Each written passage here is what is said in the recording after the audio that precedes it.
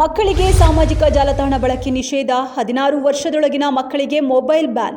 ಮಕ್ಕಳ ಮೇಲೆ ಅಡ್ಡ ಪರಿಣಾಮ ಬೀರುತ್ತಿರೋ ಹಿನ್ನೆಲೆ ಮಕ್ಕಳ ಹಿತದೃಷ್ಟಿ ಸಾಮಾಜಿಕ ಜಾಲತಾಣ ನಿಷೇಧ. ಬಜೆಟ್ನಲ್ಲಿ ಸಿಎಂ ಸಿದ್ದರಾಮಯ್ಯ ಮಹತ್ವದ ನಿರ್ಧಾರ. 204 ಬಿಆರ್ಸಿ ಕೇಂದ್ರಗಳಲ್ಲಿ ಮಾನಸಿಕ ಆರೋಗ್ಯ ಸಲಹೆಗಾರ ನೇಮಕ. ಬೆಂಗಳೂರಿನ ವಿಕ್ಟೋರಿಯಾ ಆಸ್ಪತ್ರೆಗೆ ಮರುನಾಮಕರಣ. 2026ರ ಬಜೆಟ್ನಲ್ಲಿ ಮುಖ್ಯಮಂತ್ರಿ ಮಹತ್ವದ ಘೋಷಣೆ. ಐತಿಹಾಸಿಕ ವಿಕ್ಟೋರಿಯಾ ಆಸ್ಪತ್ರೆ ಇನ್ಮುಂದೆ ಶಾಂತವೇರಿ ಗೋಪಾಲಗೌಡ ಆಸ್ಪತ್ರೆ. ಇದು ರಾಜ್ಯದ ಗೌರವಾನ್ವಿತ ವ್ಯಕ್ತಿಗೆ ಸಲ್ಲಿಸಲಾದ ಗೌರವವಾಗಿದೆ. ಬದುಕಿದ್ದ ವ್ಯಕ್ತಿ ಸತ್ತನೆಂದು ತಿಳಿದು ಸಂಬಂಧಿಕರ ಎಡವಟ್ಟು. ಬಾಗಲಕೋಟೆಯ ಜಮಖಂಡಿಯಲ್ಲಿ ಅಚ್ಚರಿಯ ಘಟನೆ. ಅಂತ್ಯ ಸಂಸ್ಕಾರಕ್ಕೆ ಕರೆದೊಯ್ಯುತ್ತಿದ್ದ ಹಾಜಿ ಮುಬಾರಕ್ ಅವಟಿ ಮಾರ್ಗ ಮಧ್ಯೆ ಉಸಿರಾಟ ಪುನರಾರಂಭಿಸಿ ಜೀವಂತವಾಗಿದ್ದಾರೆ. ಈಗ ಗಲಿಬಿಲಿಗೊಂಡು ತಕ್ಷಣ ಆಸ್ಪತ್ರೆಗೆ ದಾಖಲಿಸಿದ್ದಾರೆ.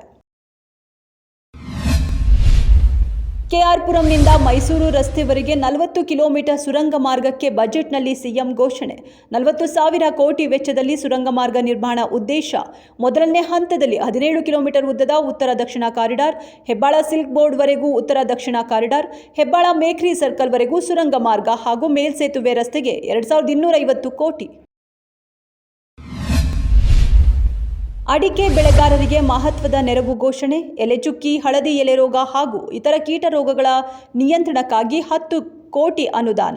ಈ ಹಣವನ್ನು ಅಧ್ಯಯನ, ಸಂಶೋಧನೆ, ರೈತರ ಜಾಗೃತಿ ಕಾರ್ಯಕ್ರಮಗಳು ಮತ್ತು ಸಮುದಾಯ ಆಧಾರಿತ ನಿಯಂತ್ರಣ ಕ್ರಮಗಳಿಗೆ ಬಳಸಲಾಗುವುದು.